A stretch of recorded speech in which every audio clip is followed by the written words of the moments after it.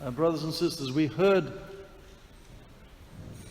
the Sunday gospel story of the feeding of the 5,000. It's actually 5,000 families, because it's mentioned that these were 5,000 men, not counting the women and children, so they were families.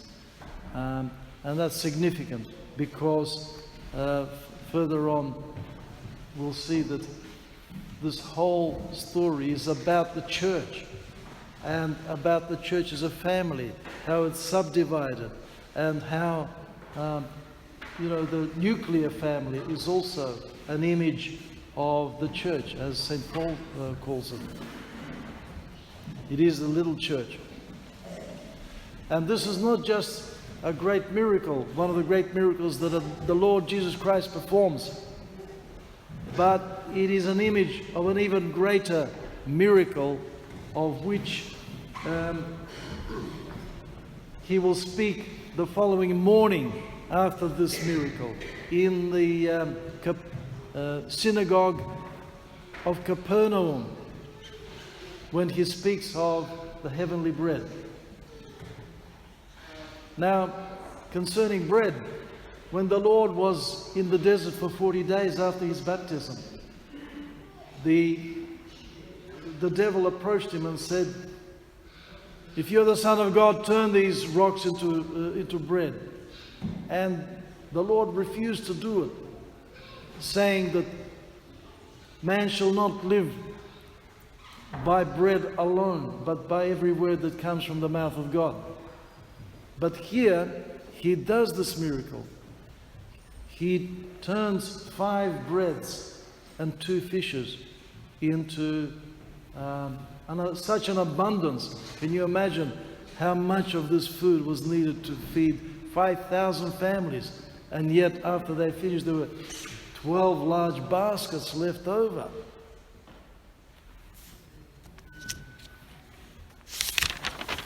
Because there was a need.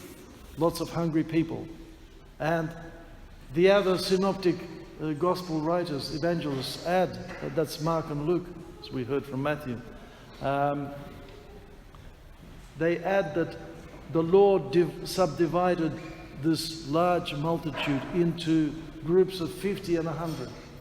And these certainly represent church families, just like ours here. We are an image of one of those groups with the Lord, because what happens here is timeless.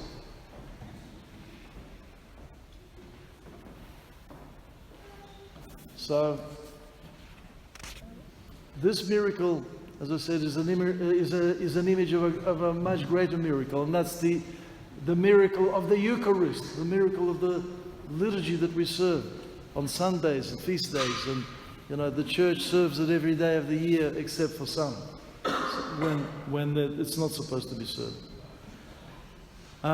When a priest or a bishop breaks up the lamb, he says a prayer in which he talks about that the breaking up of the bread of the lamb does not subdivide it. He still remains one, and yet and he feeds endlessly without diminishing.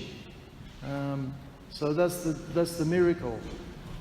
Christ has been feeding his church for 2,000 years, and it doesn't diminish.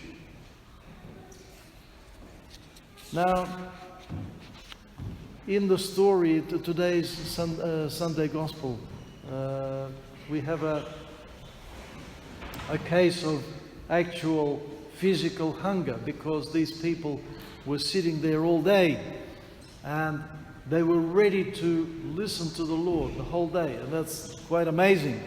I don't think you'll find many people today that would be willing to sit and to listen to a preacher for a whole day until the evening. Who's going to do that? You need to be so you need to seek God so much to do that. It reminds me of a story in the life of Saint Innocent of Kamchatka, the future Metropolitan of Moscow, who was quite amazed that when he, as a young priest, would go around in a little rowboat around these islands, Aleutian Islands, and these villagers, simple people, completely, just like children, they would sit, they were ready to listen to him day and night. He said, I got tired and they didn't get tired listening to me. This is something that speaks of a spiritual hunger.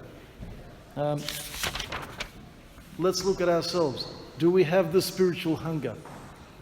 And do we have the same striving towards God as these people and the people in the gospel, today's gospel? And when we learn how to develop this appetite for God, then we will also understand how Christ feeds us, feeds our spirit, feeds our soul, and even feeds our body, of course, because the body for us is so important, and he doesn't forget that, just as he didn't forget and didn't let these people go hungry today. Amen.